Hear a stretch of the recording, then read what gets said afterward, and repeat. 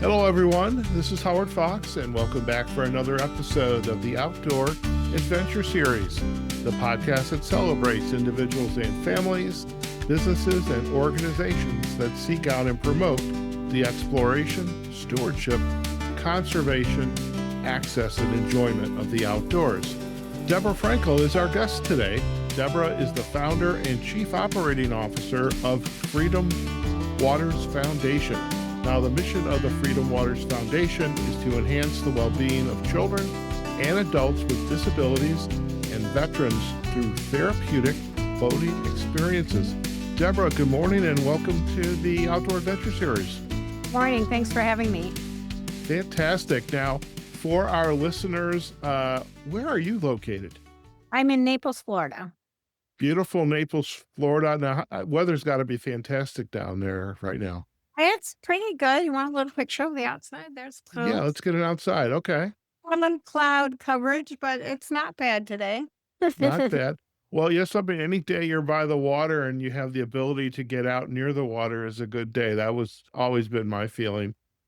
Now, I love that Debbie Hansen introduced us to each other, and look forward to this episode and perhaps a few more to help tell the story of Freedom Waters Foundation. But I would love for our listeners if you could share a little bit about your background, because you and I have a connection, I guess, of sort. So tell us a little bit about yourself. So I'm originally from Chicago, and I'm a licensed clinical social worker. And 20 years ago, I was working, was it 20? More than 20 years ago. I was working at inner city high school in Chicago as a social worker, and I also had a private practice, and I was getting a little burnt out, and I literally started seeing sailboats in my head, and went to learn how to sail at Burnham Harbor in Chicago. And there was a disabled sailing program there, and that was kind of my entry into the disabled boating world. Oh, fantastic. I learned how to sail when I lived in Chicago with Sail Chicago. It was a nonprofit. I don't know if they're still around, but I know our members participated in some of the disabled sailing days that were available throughout the summer. It had to been a great experience just to kind of break away from the work, the working in the schools, and just getting out on the water and fresh air and a nice breeze and just being on a boat. I agree. There's no better place than being out on the water. Now, how did you begin this idea of coming from social work? Now, are you still practicing as a social worker, or is he pretty much full-time with the foundation? Not a formal not in formal clinical work. No, I've been full-time at the foundation since I incorporated in March of 2006. Okay, excellent. How did you happen to get this spark that this is what I want to do with the foundation? Because that is a big step to go from a world that is very planned out for us, what we can do or need to do, where you're going to do it. And now you have a blank slate, clean slate, and this foundation. When did this idea start to spark for you? So like I said, my entry was into the disabled boating world was in summer of 1999 when I started learning how to sail, and I volunteered for the disabled sailing program in Chicago. That was my entry in the disabled boating world. At that point, I quit my job at the schools at the end of the season, at the end of the sailing season. They asked me to be on the payroll to help them close down the program for the season. They closed in October. I quit my job at the school system and shut my own private practice and decided that I was going to go down to Florida, find a boat to be on in the Caribbean and being paid when 2000 rolled over. And I knew nothing about boating and that level and knew nobody in Fort Lauderdale, but the very first store I knocked on was a yacht broker. It was Columbus Day, October 11th, 1999. Won't ever forget it. I knocked on John Weller's door, and he was the only broker working on the holiday. And he's like, come on in. And I said, I'm a social worker who's gone awry, and I want to be on a boat when 2000 rolls over being paid. And he's like, all right, can you work at the Fort Lauderdale Boat Show for me in a couple weeks? And we'll introduce you to boat owners and captains, and we'll get you on a boat. All of that happened. So that was my entry into the yachting world. And I was on a 130-foot motor yacht for 2.5 months, until I decided that it was not the right thing to do, cleaning toilets, cleaning sheets, and counseling the guests at the same time. So I decided with a master's degree, I should probably be sitting at the table with the guests versus cleaning their bathrooms and serving them. So the end of the 2.5 months, I landed in Miami, and then there becomes this whole kind of 10-year story that I'll give you more bullet points. I made a self-made Peace Corps in disabled sailing for myself. I didn't call it that at the time, but looking back, I call it that now.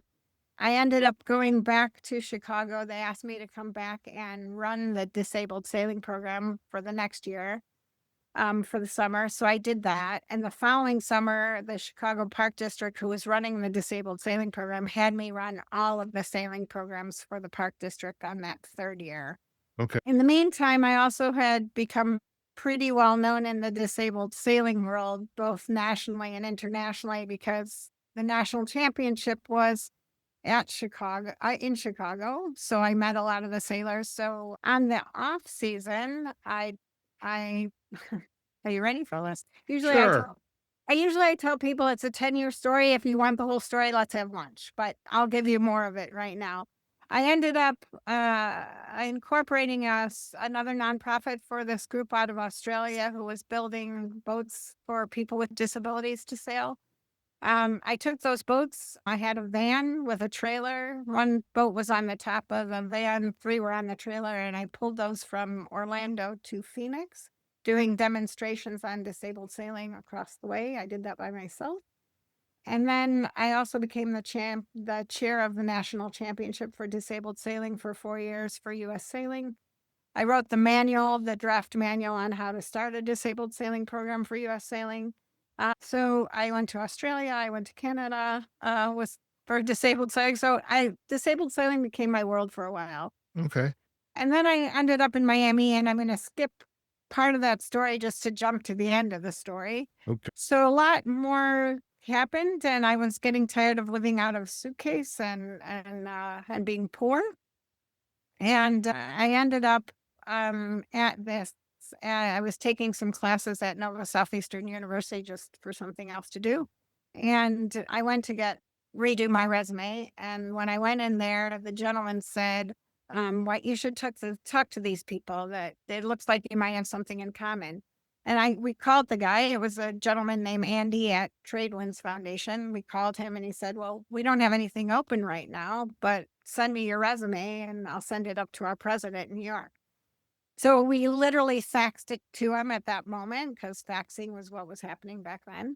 And I went home and there was an email from a friend of mine in New Jersey who said, I sent a video of you doing a disabled sailing a demonstration to a gentleman in California. Call him.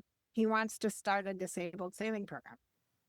So this time I was helping people across the country, help programs if they needed that. So I called him and that gentleman said, oh, I already sent that video of you to our president in New York. So the guy in New York got my resume from somebody in Florida and a video of me from Wow. California. And a week later, he was sitting in front of me in Fort Lauderdale and he said, would you like to start a disabled sailing program here in Fort Lauderdale and we'll pay you $42,000? And I just bursted out laughing.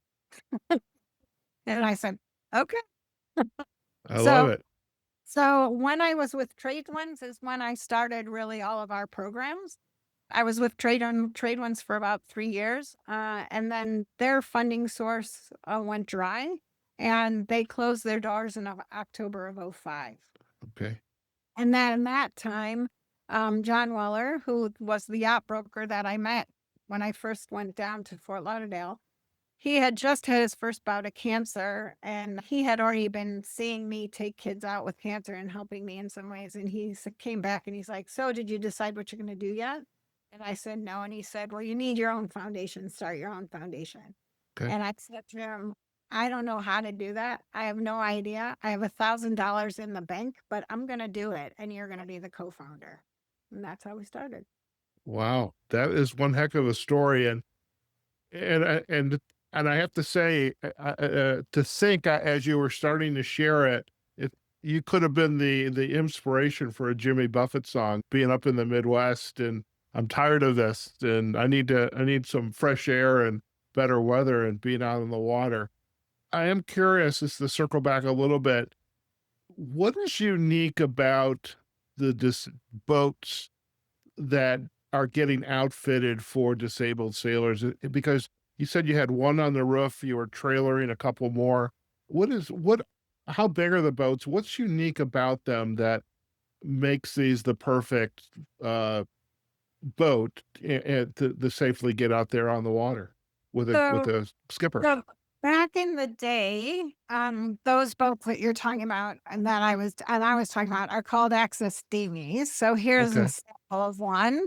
This woman was paralyzed from her neck down. She had just a little bit movement in her o right hand. okay, So I met at a park and she said, "Oh, I've always wanted to sail and and go boating by myself." And I said, "Well, I can help you do that." And she's like, "No, you can't."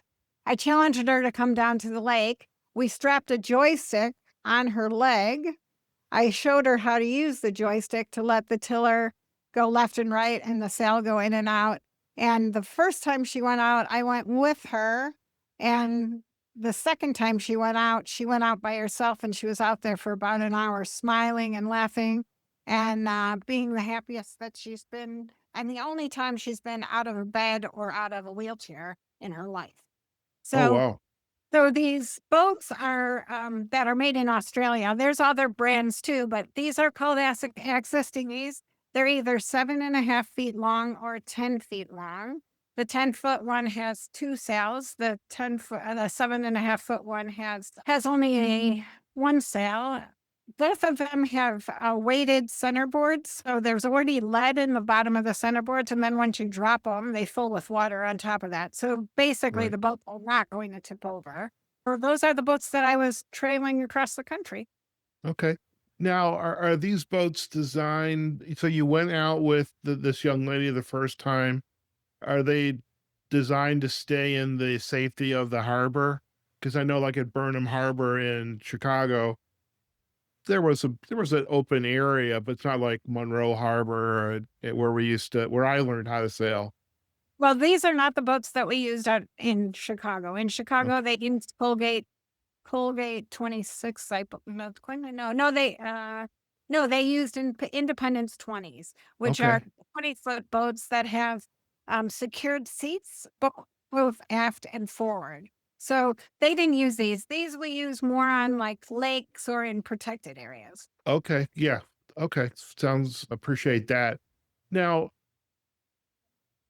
as you began to create this foundation, and what what were some of the milestones that, like, this is really happening here? Because I where I live right now in Las Vegas, my roommate and her boyfriend are trying to create a nonprofit. They've been at it for a couple of years. It's not easy.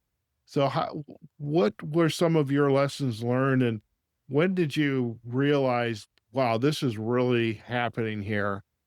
And this is gonna take off, and people are going to be excited about it. What were some of those milestones for you?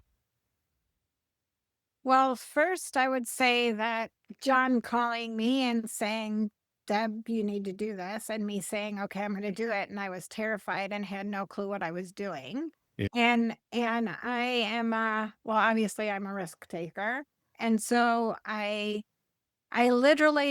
not a religious person, but I'm a spiritual person, and I feel like I'm pretty connected to whatever energies out there. And I literally did this. All right, I'm giving you 5 years. You can have 5 years of my life, but you have to help me. And literally, I would get up every morning and I would say, "What am I supposed to do today?"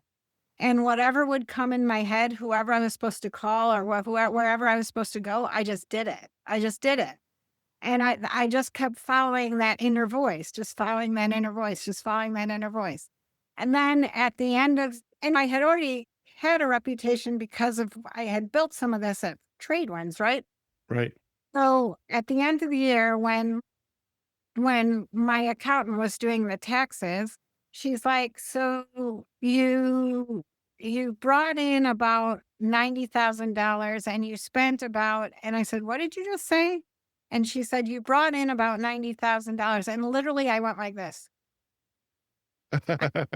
I had not focused on money at all, had no Mhm. idea, but it was just people saw what I was doing and they supported what I was doing and they trusted me, and so that was a big moment where I was like, "Oh my gosh, I have energy and people behind this." So that was just the first year, and then when I got to the 5th year and I was still the only employee and I was only paid $30,000 for 7 years. But I was the only employee and I did everything. I did the accounting, I did the statistic keeping, I did the programming. I was running to 3 different areas, Palm Beach, Fort Lauderdale, Naples. Like I was doing a lot, but I had a ton of volunteer help, a ton of volunteer help. I could have never done this without volunteers. So that was big. And then trying to think of what other milestones like. When Well, you it's had your first probably easier if I just tell you where I'm at now. Like okay. last year I was still the executive director. Only had 5 employees, 3 full-time, 2 part-time. We had over we had over 600 volunteers and we did over 5,300 on the water experiences. And we did that in Southwest Florida, Southeast Florida, Georgia and Indiana. And I brought in $1.8 million last year. So when I think about like where I started with a nickel in my pocket and not knowing what the hell I was doing, and really I tell people for the short story, I say, when people say like, why did you do this? How'd you do it? I just say, this is what the universe was I was meant to do in the universe and I did it. I just sort of channeled the whole thing, and to this day, I still channel it. Whatever All I'm right. supposed to do. Yep. So after 5 years, you look back up and you said, "Okay, thank you very much. What are we gonna do for the next 5 years and the 5 years after that?" I would imagine. Yeah, well, after the first 5 years, I was like, "Okay, I've made it 5 years." I don't wasn't ready to, like, go without me. So I can tell you what's happened, and it's just like raising that child, like a business, any business, whether it's for profit or nonprofit, has a life cycle like anything else does, like Mhm. anything. So the first year, it's an infant, it's learning how to crawl, it's trying to figure out if it's going to even exist. Like 5 years old, it's kinda you're established, people know you're not going anywhere, you've proved yourself, the kid can start going off to school, and you can do more without you being everywhere with that child. 10 years is like, wow, 10 years. You've made it 10 years. Now you have employees. Now it's expanding. And then 15 years, now you're in different territories, different states. You have many more people who are involved. You've built a bigger, greater family that's all built on love and giving and caring for others. And now you're here at 20 and I'm 63 years old. So at last December, I said to the board, I think it's time that we find my successor because I'm not going to be here forever and I need a life of my own. So, and the organization is getting legs of its own. So I don't know if that helps with the description of No, kind I of, think you've done a great job of painting the picture, and something I'm curious about too, as you were growing, again, we'll go back and forth between the present and as yeah, the foundation is taking off. Where and I know you started with the children who are disabled, perhaps young adults, etcetera. And I know you've ventured into some other areas as well, other illnesses and veterans with PTSD. Where were the first participants in these on the water programs? Where are they coming from? How did they find you, or how did you promote yourself as this is available for to parents and your kids, bring your kids out? How did that start to evolve for you to get that traction? So the original, when I first started, when trade with trade ones, because I just got to continue when I established Freedom Waters Foundation. But the first thing I did was I would go to the local hospitals and I would meet with the life skills specialists or the social workers in the oncology departments for pediatric oncology. That's where we started. We started with kids with cancer because of John. And he wanted to take more kids out with cancer because he's going through his own cancer experience. Right. Boom. And so he would get the boats because he was the yacht broker, and I would get the kids. And this was even while I was unemployed between trade winds and establishing Freedom Waters Foundation. So being a social worker, it's not hard for me to go in and talk to people and like explain what we're going to do. And then established relationships with some of the local social workers in the pediatric oncology hospital programs and the local agencies that supported kids with cancer. And that's where we Okay. started. And then that has just grown to people with disabilities, veterans, to now it's easier for me to say the people we don't serve, and the people we don't serve are the really healthy and wealthy. And Right. sometimes we serve them too if they have a child with a disability or somebody with cancer in their family Right. What do you or some think? other illness. What do you think these therapeutic water experiences? And you kind of shared it with the young lady in the picture you showed us, but what is that? What has been the overall feeling from them as they're out on the water? They're experiencing these activities, whether it's sailing or I imagine there's fish taking kids with disabilities or cancer, taking them out fishing, teaching them how to fish. What do you think that it is about being out on the water and just the breeze, and in your case, the salt air, and just that it has on people, and especially folks that are going through a life struggle? So I'm going to answer that on multiple levels. Okay. When I first was writing up the business plan for the organization, I uh, I had about 200 names, and I finally called a friend of mine who's a Paralympic sailor, and I said, "Bob, what is it about going out on the water? Why do you want to keep sailing so much?" And he said, "The freedom." And I Mm. was like, "Thank you. That's all I needed."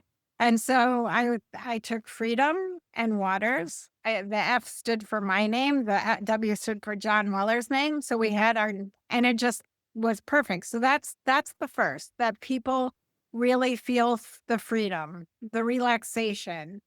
We have our tagline is sharing freedom and joy on and off the water. So I would say the freedom and joy are primary and just relaxing. But there's a whole nother piece to it is that humans are made 70% out of water.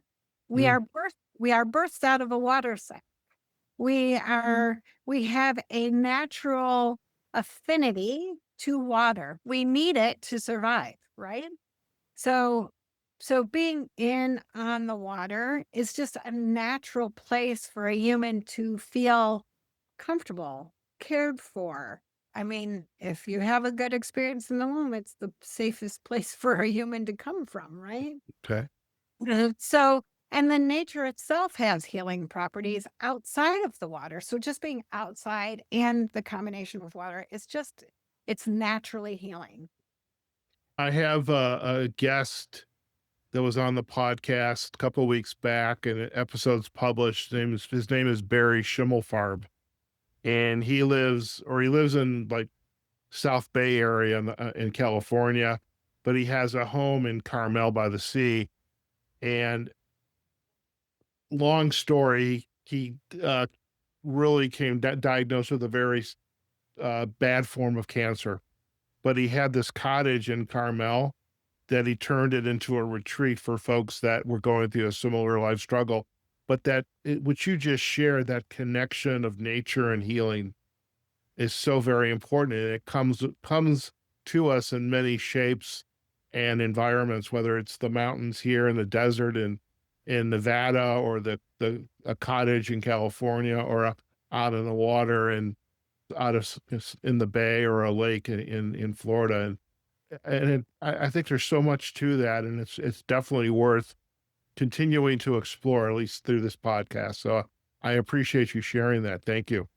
Welcome. I'll share two more things with you. Sure. So, the Sure. other thing of when I'm talking to my volunteers, and I've taught my staff this too, when we're training our volunteers, I say, if you're in touch with what's in here and you can share that this way and appropriately share it that way, you are the best volunteer for us. If you can share the love in your heart, a true love and caring in your heart with other people in an appropriate way, you're the perfect person for our organization.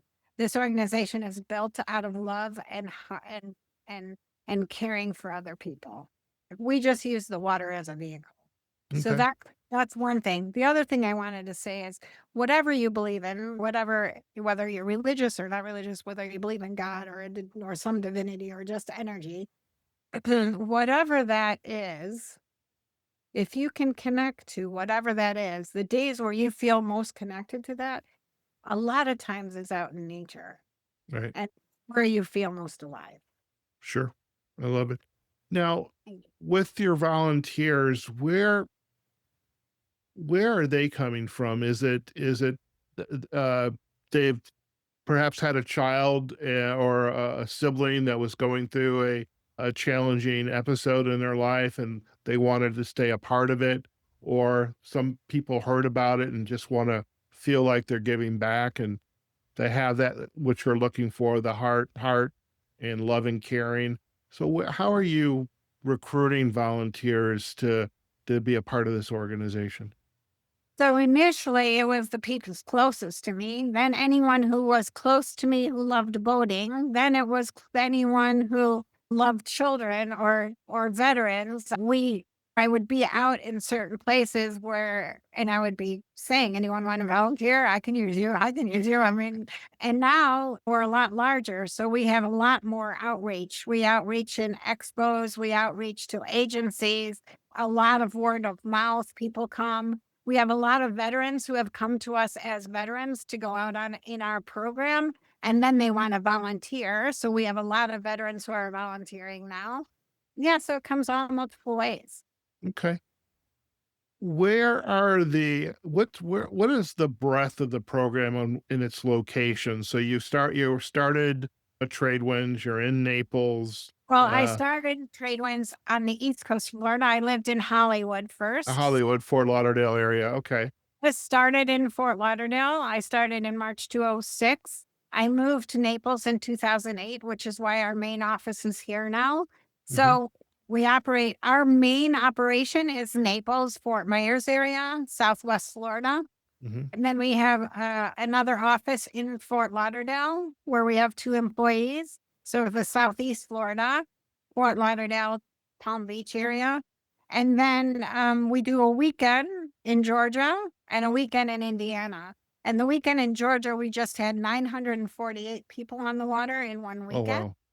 And in Indiana, we would have had 500 on the water, except there was a straight line storm that took out the docks for the second day. So, Okay. but yeah, so that's where we're at. And this year we are supposed to go to Missouri and do a 1 day boat trip, but we're still working on recruiting for that for some veterans. Okay. Wow.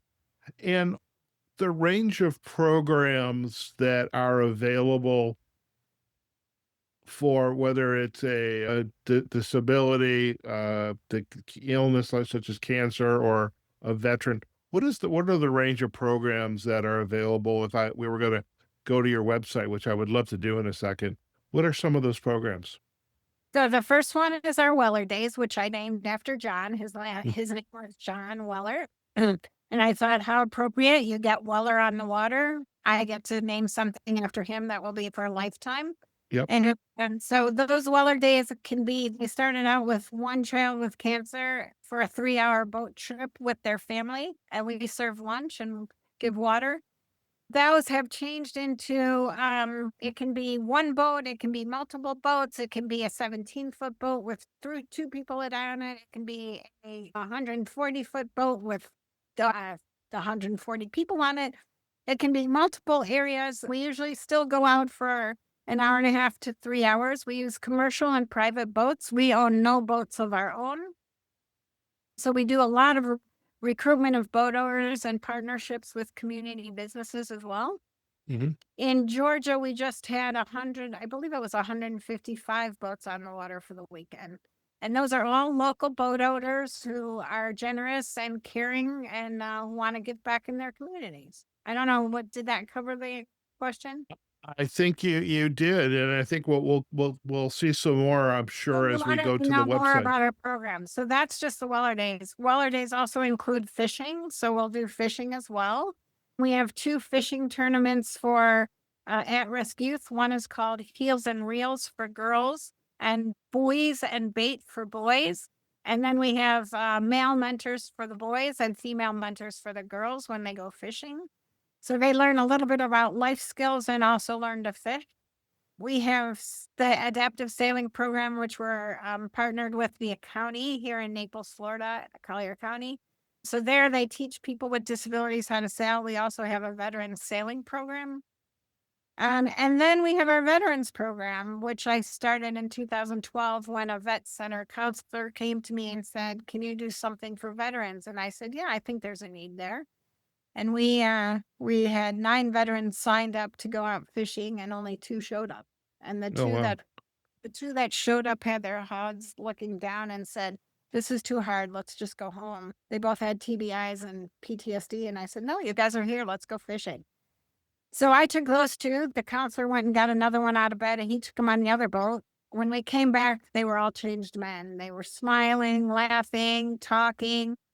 And one of them, who was super shy on top of his illnesses, said, "You need to do this for more veterans." And I said, "Well, you need to come into my office and help me, and we'll do it for more veterans." And he There you did. go.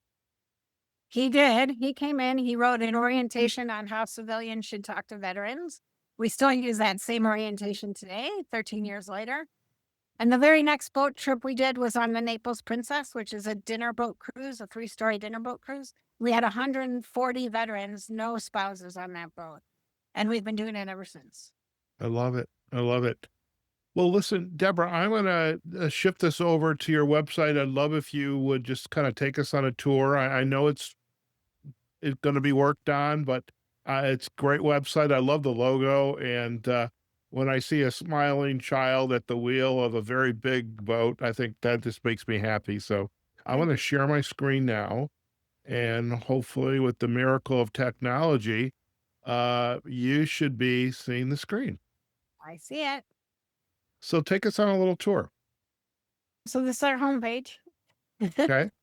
There you have our impact report. You can push on that button. You'll see our latest impact report. No, the one above it. The one above Okay. it. Okay. Uh, Oh, um, there the we go. Yep, that one right there. And Excellent. you'll Oh, see there's that, John and Weller. yep, he actually passed away last October. Oh, So wow. I dedicated the impact report to him. That's his daughter, who's like my little sister. There we Wow. are back in the day. Our mission, who we serve, our impact, and, Wonderful. and agencies we serve. Excellent. Okay. And I love the mission. I lifted that when I did my prepared my intro. So thank you for that. You're very welcome. And then here we just have our latest special events that are coming up. So we have a fundraiser in Fort Lauderdale on this coming Thursday.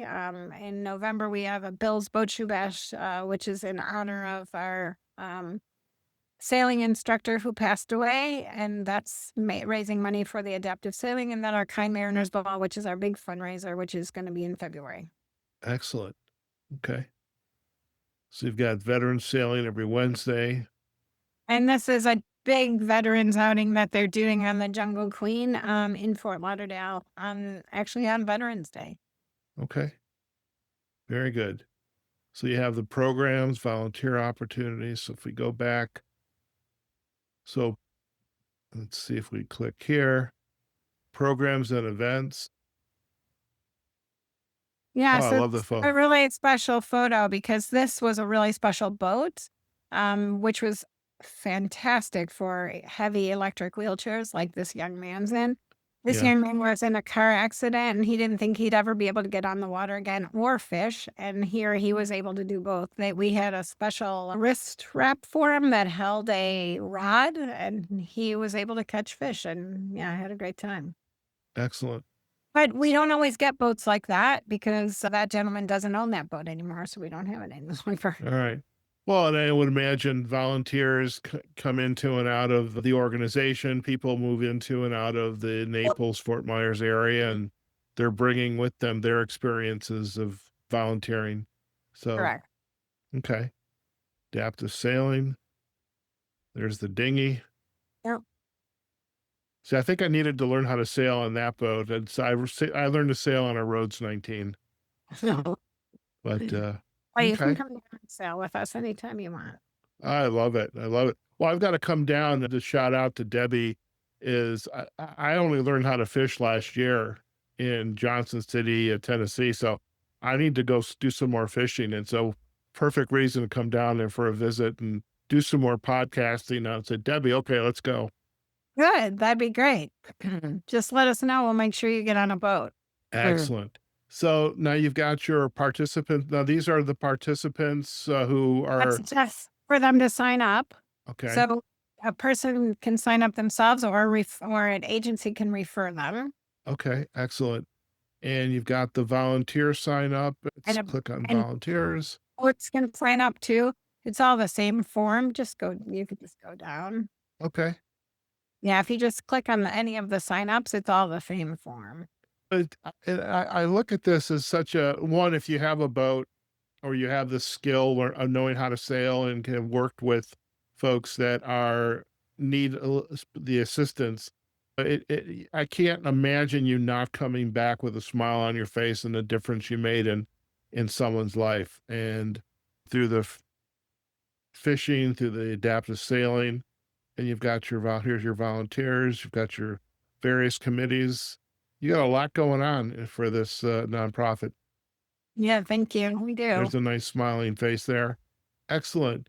So, anything else before we kind of head back? No, Is I there a, really Go ahead. I was going to say, is there like photos or anything here? I don't know on this. Can you go to the, about part? In Let's the look at the about part. and see Gallery. There we go. It's always the last place you look, Deborah. All right. See, Well, that's this website is not heavy on photos. We have a lot of our photos. All of our trips are posted on Facebook, so they're okay. all under Freedom Waters Foundation, but Okay. you selective ones. Okay. Very cool. Well, listen, I'm going to stop sharing so that you and I are back together again. So I know you kind of mentioned you said to the board, okay, we need to find my replacement. But as you look back and this legacy that you have built and this really started with John, as you look back, what has been your I would call it your aha moment, like, wow, I can't believe what we've done here. So there was a boat owner. I was with one of the mothers of a child with a disability who I've known for probably 16 years. Okay. And I was interviewing her and the boat owner, who happened to own a very large boat. We were on a 92-foot motor yacht. Wow. And the mom said to him, you should really interview Debbie. And he said, "Okay." And I said, "Okay." And she said, "And you should really hold Riley." So I was holding her son, who's now like big but very he has cerebral palsy and very tight. His muscles are Mhm. very tight. So I'm holding Riley and this gentleman asked me, "Is Freedom Waters Foundation everything you thought it would be?" And this was about probably 8 years ago. And I said, "Well, since I never thought it would be anything, it's way beyond anything I ever thought." I mean, Wow. I had no clue when I started what it was gonna be.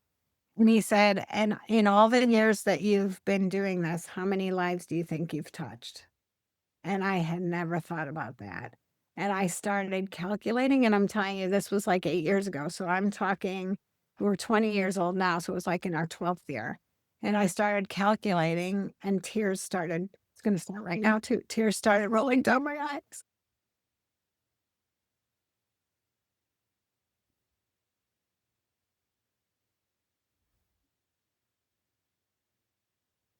And I said, I don't know, maybe 40, 60,000.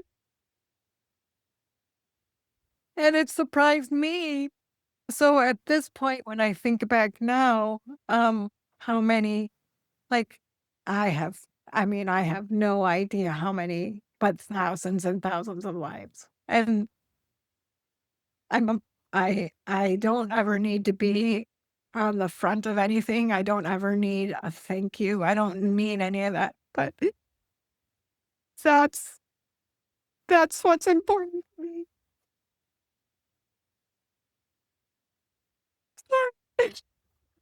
It's beautiful. It's beautiful. Now you know who I really am. Thank you for sharing that. It's wonderful that you've gifted us with that. I, I'm curious back when you first started and you looked up to, you Whatever that know, is. wherever Yeah. that is. I'm not very religious either, so I can appreciate that. I was just meditating in a class before our podcast. So when you kind of looked up and said, okay, 5 year, you got 5 years, show me what you got. Is there been a, is there your relationship with John Weller and others, books or classes you've taken or quotes you've read? Is there like a guiding light that you just share with people wherever you go, whatever you're doing, about this work and about the importance of it, and really taking a chance? I mean, you literally did a 180-degree turn on your career. You left social work. You went, you did the Jimmy Buffett song, going down to Florida and getting on a boat and etc. But is there a quote or a book or something that just kind of continues to guide you toward your North Star? So I think that what I had on the t-shirts and what I used to tell everybody, what I had across the brochures from day one was making it happen. Making Okay. it happen. Let's just make it happen. Let's make it happen. That's so that was what was driving me. I made it happen. I still make it happen. That's how that's put it in front of me, I'll make it happen. Put it in front of me, I'll make it happen. So that was our slogan for years and years and years. And then when we came up, the board came up with sharing freedom and joy on and off the water to say more of what we do. But that was what I personally did, was making it happen. I think for that's like for the foundation for me personally. My own personal mission is I came up with this for a long, long time ago when I was suffering. And it was what I want on my epitaph. And I came up with, she learned to love life while helping others do the same. Beautiful. Thank you for sharing that. Now I'll tell you, this morning I shared with my staff. We just came back from a yoga retreat on Sunday, on Saturday, and one of the first rules of the yoga retreat was life happens for you, not to you. Right. That's what I left my staff with this morning. I love it. Hey, And you're making a difference every day. And, that's what I love about coaching. And it's just, you get to have an impact on other people's lives. And you're doing that through just being a social worker. You give up a lot to do that work. It's very hard, and it takes a lot out of you day in, day out. And now you've channeled that into this nonprofit, and that's absolutely wonderful. And thank so you. So every the day. other thing I just want to say is that I've told everybody who comes into this organization, one is we're a family. Right. And two is like everybody has their own story. The minute you walk in this door, there's a reason you're here. And now it becomes your organization with your story. So, like, if you ask John Weller what his story was, because he was co-founder, his story was that he had cancer. He was walking down the halls of MD Anderson, saw little kids with their intravenous chemo, and was like, I want to take more kids with cancer out on boats. Like, that was his thing. So, like, but everybody who comes in here, everyone has their own piece and their own story. So it's not mine. It's everybody's. And it's a family. I love it. I love it. Now, Thanks. I know we've just came back from the website, freedomwatersfoundation.org. The other social sites you're on are, LinkedIn, Facebook, and Instagram. okay. And we will provide the links back in our show notes. Deborah, I am really a great appreciative totally of Debbie making this introduction for us. And for our listeners, Debbie Hansen is a peer, fellow journalist, friend from the Outdoor Writers Association of America. And it was You now work her, for us. and she now works for you. Uh, Yes. But really love Debbie and her work. And I really do want to get down there and so she can teach me how to fish some more. See, you and I are around the same age, and it's like, I'm crossing things off my bucket list now, fishing. uh, But I would love, I'm sure there's some other wonderful stories about the foundation, especially some of the parents with their kids, maybe some of the folks that are helping to support the activities of the foundation, the boat owners or the community. I think there's some wonderful stories there. So hopefully we'll get to do some more podcasting as well and promote the Freedom Waters Foundation. So, but thank you for your time and energy and just kind of making a difference and sharing a little bit about your journey on the podcast. So thank you so much. Thank you. Let me also mention we are on YouTube as well. And on YouTube as well. And Did you you have there. somebody off the side saying Oh, YouTube, I YouTube? forgot. No, No. when you mention stories about other people, like, we have lots of testimonials in our videos on YouTube. So Excellent. You've got everything you need then. And Deborah, thank you so much. And again, I look forward to hopefully meeting you in person someday and just enjoying hearing more of your story and just really getting that feeling of the passion you're bringing to the table here. So thank you so much. thank you. I look forward to meeting you too. All Take right. care. Take care. Listen, stay in the line. We're going to do a quick close and you and I can have a final chat. Okay. Okay. Sure. All right, folks, we've just been chatting with Deborah Frankel, founder and chief operating officer of the Freedom Waters Foundation. What a wonderful organization down in South Florida and in parts around Georgia, Indiana, maybe Missouri sometime. You should come out to Lake Mead here in Nevada. I think we could probably do that. I But did a really, demonstration on Lake Mead. we got to do another one. All right. I love it. And just hearing about the mission of the Freedom Waters Foundation and really to enhance the lives and well-being and just the emotional well-being of children and adults with disabilities, illness such as cancer, and also for our veterans who are navigating their lives that they're facing, having been in the military, and with that, we know how it takes effect on them as well. And here, this foundation is just doing a wonderful job of providing a lot of programming to support these constituencies. Now, do go out to the Freedom Waters Foundation website. We're going to provide a backlink to it as well as to LinkedIn, Facebook, Instagram, and YouTube pages. As for us, you can find this episode on our website, outdooradventureseries.com. We're also on LinkedIn and Facebook.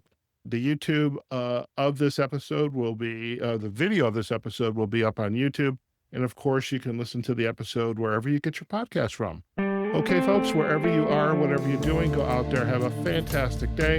And we look forward to having you join us on a future episode of the Outdoor Adventure Series podcast. Take care now.